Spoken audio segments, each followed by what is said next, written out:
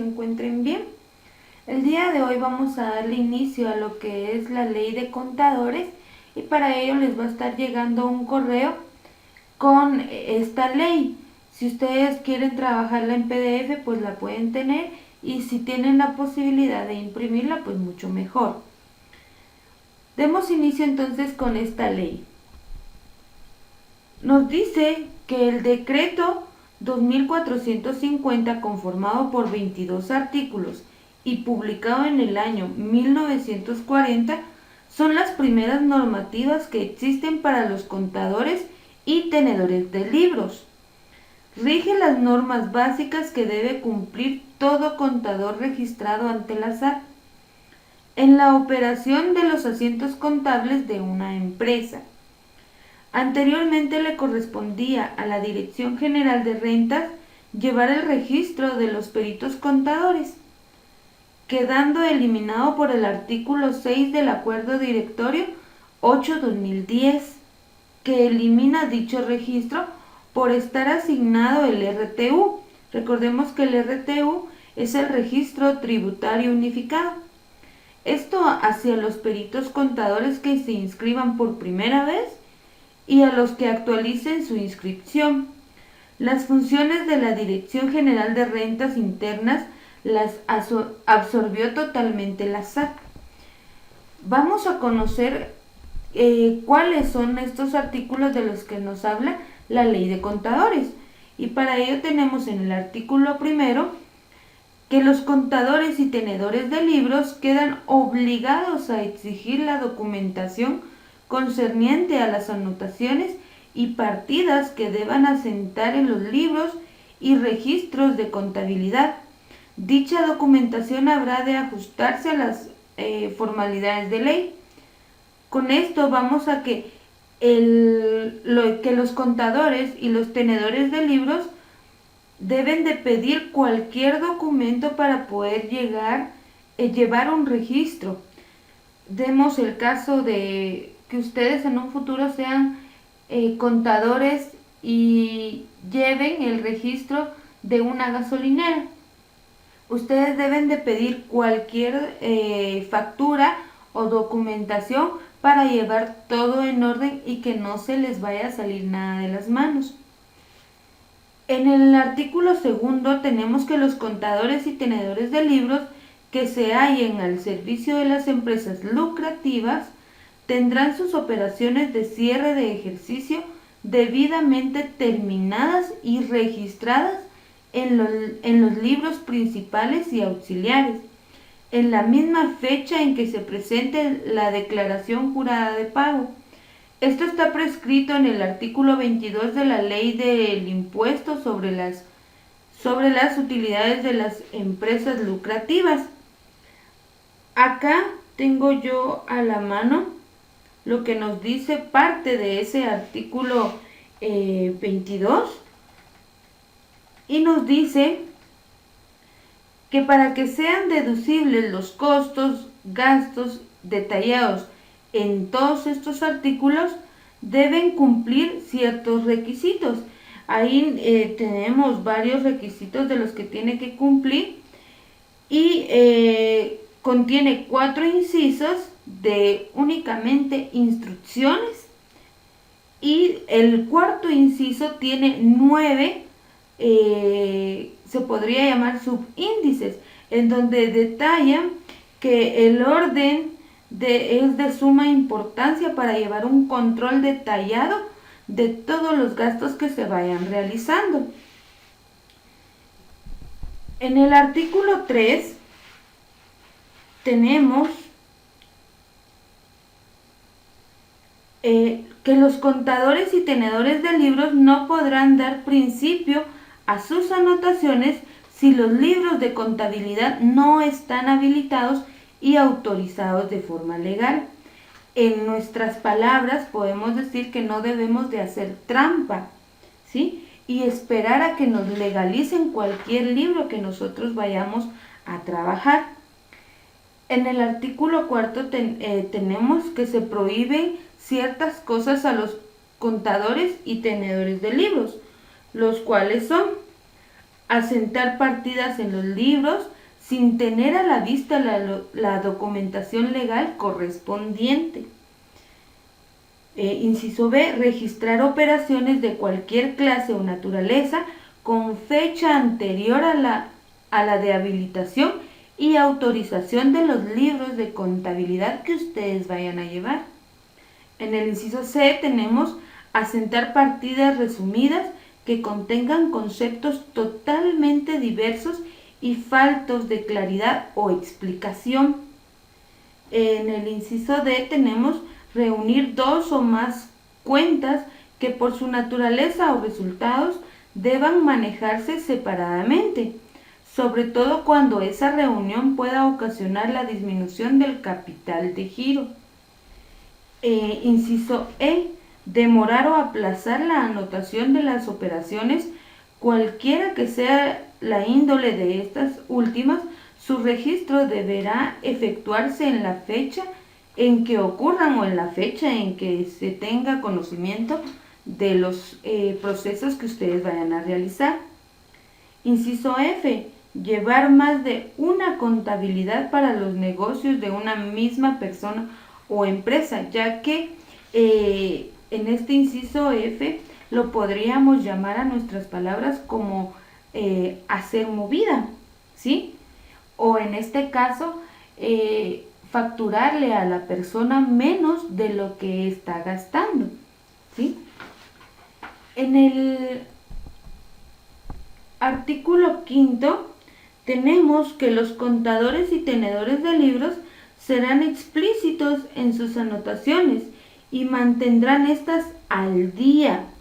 No obstante, las partidas por concentraciones periódicas no mayores de un mes pueden asentarse sin mayores explicaciones en los libros principales, siempre que los detalles correspondientes figuren pormenorizados en los registros auxiliares y que estos se lleven rigurosamente al día con toda claridad y comprobación. En eso tenemos de que todo debe de estar al día. Sé que muchas veces cuesta de tantas facturas que puedan ingresar, de tantos gastos que la empresa o persona realice, pero ustedes deben de tener todo al día para cuando les realicen alguna auditoría no les encuentren algún error. Tenemos el artículo 6 en donde nos habla de los balances mensuales de saldos, el balance general y el estado de pérdidas y ganancias con sus debidos anexos. Estos serán firmados por el contador o tenedor de libros que los practique. Cuando de dichos balances se desprenda el capital en giro y este ascienda o sobrepase la suma de 5,000 quetzales, el contador o tenedor de libros queda obligado a dar aviso al propietario o administrador de la empresa para los efectos de la declaración de bienes. Este capital en giro, por si ya lo habían escuchado o aún no tienen conocimiento, este capital en giro es la cantidad mínima de dinero que debe ser necesaria para mantener todas las actividades de algún negocio. Si la suma de todas las cuentas, material y salarios resulta un valor X, en este caso, ese va a ser el capital de giro. Cuando hablan de la cantidad de 5,000 quetzales, hablan de que ya pueden declarar más, ¿sí? Pueden hacer una declaración de bienes más alta. Por eso dice, si se pasa de esa cantidad, ustedes inmediatamente deben de comunicarle al administrador, o en este caso si solo le trabajan la contabilidad a una persona, pues avisarle inmediatamente a esa persona. Vamos con el artículo 7, en donde nos dicen que serán sancionados con una multa no menor de 100 ni mayor de 1,000 quetzales los contadores y tenedores de libros que sin la debida y legal justificación asienten partidas de contabilidad tendientes a disminuir el capital de las empresas, con el compromiso de lograr su retiro de los registros en las oficinas de control del impuesto sobre utilidades, o con el de hacer aparecer a las mismas empresas como no obligadas a presentar la declaración de sus bienes. En caso de insolvencia, el contador o tenedor de libros sufrirá un día de prisión que impondrán los jueces de paz, a solicitud de la Dirección General de Rentas por cada 5 quetzales no pagados. Por eso es muy importante que ustedes lleven todo el día en el momento de llevarle la contabilidad a una empresa o a una persona en especial, y que ustedes obliguen a esta persona a poder pagar todo lo que sea legal, ¿sí? No realizar, como mencionaba antes, ciertas movidas para que esa persona o empresa no declare todo lo que tiene, porque ya ustedes están faltando y pueden sufrir multas o prisión. Por eso este tema es muy delicado. Vamos con el artículo 8, en donde nos habla que la práctica de los inventarios, cuando se trate de cuentas o cálculos que estén directamente a cargo de los guardaalmacenes o de empleados especiales, la obligación de los contadores y tenedores de libros quedará limitada a la revisión de los cálculos aritméticos de las partidas que deban consignarse en los libros respectivos, siendo el dueño o el administrador de la empresa el totalmente responsable por la exactitud del contenido y evaluación de los inventarios.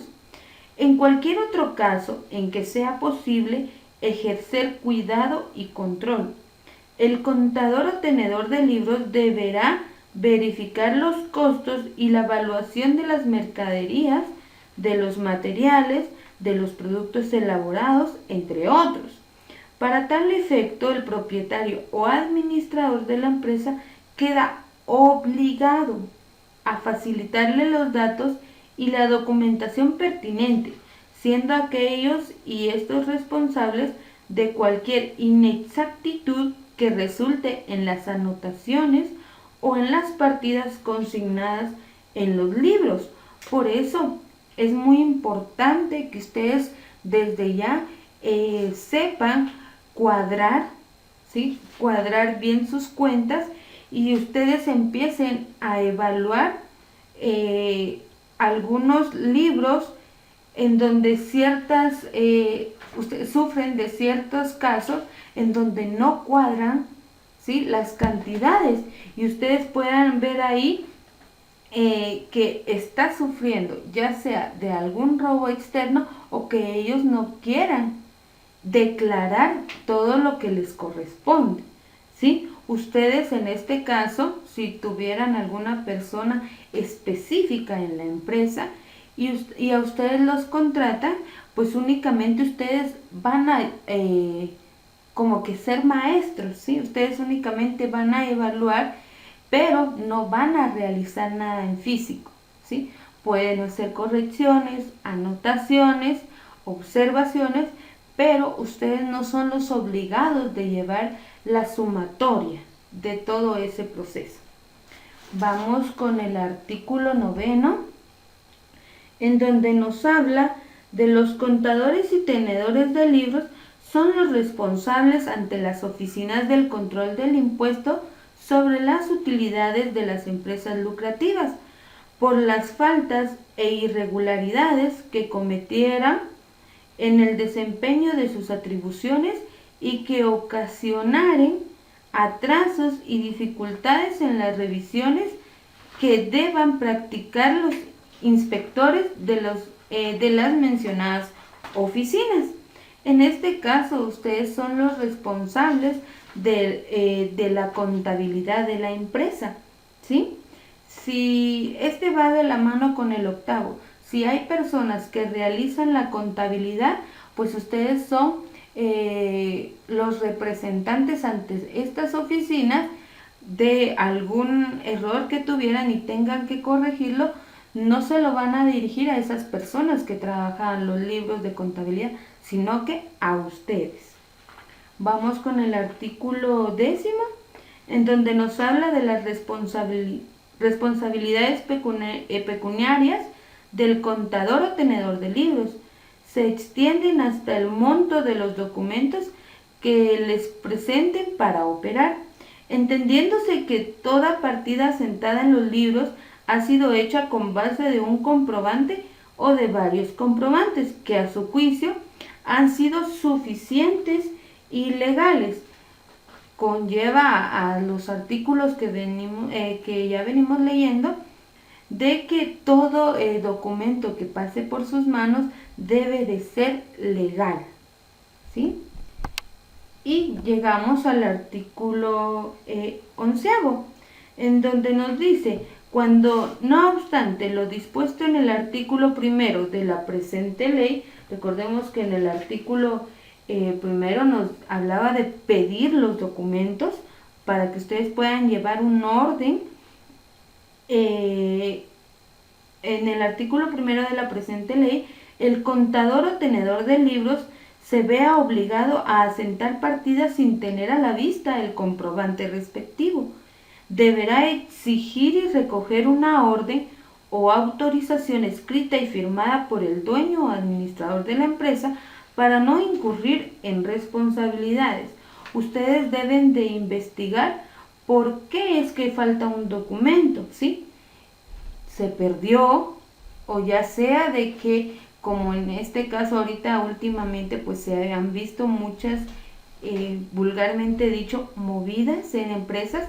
Entonces ustedes son los obligados de indagar en dónde está ese documento o por qué no está ese documento, ¿sí? Porque ustedes deben de rendir cuentas.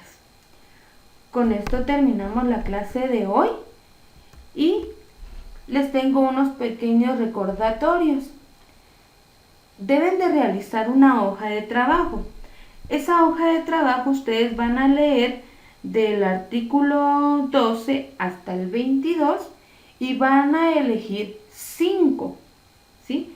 De esos 5 no me los vayan a copiar literalmente, sino que necesito que ustedes me los expliquen con sus propias palabras, ¿sí? Esa es la tarea que deben de realizar. Si tienen alguna duda me pueden escribir al correo que aparece acá. Y siempre ha sido un placer saludarlos. Que Dios los bendiga mucho y cuídense bastante.